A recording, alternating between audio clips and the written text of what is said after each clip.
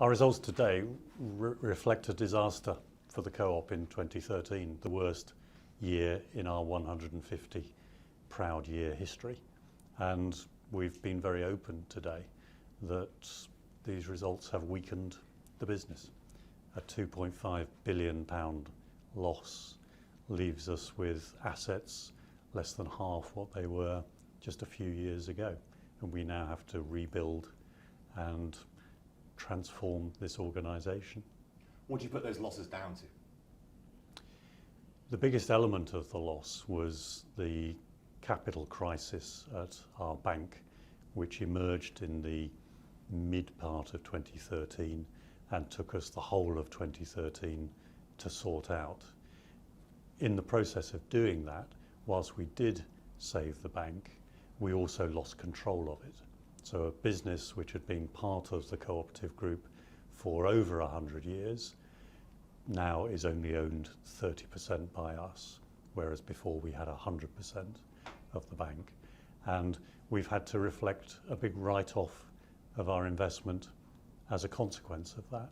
So not only did the Co-op have to put more money into the bank in order to do the right thing, but we also have to write off a big chunk of our investment as a consequence of losing control. Our total loss for last year was £2.5 billion. The biggest elements, over £2 billion of that, related to that situation with the bank.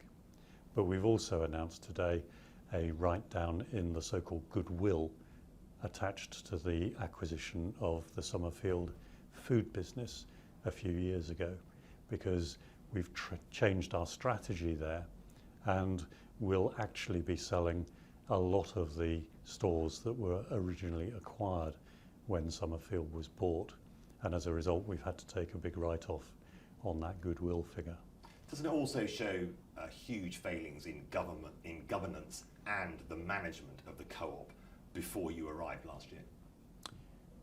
It's a new team now at the Co-op and we have to fix these issues. You're right that what we've found is a period of poor performance from management. After 150 proud years of this organisation, the last 5 have been very difficult. It wasn't just an accident at the bank.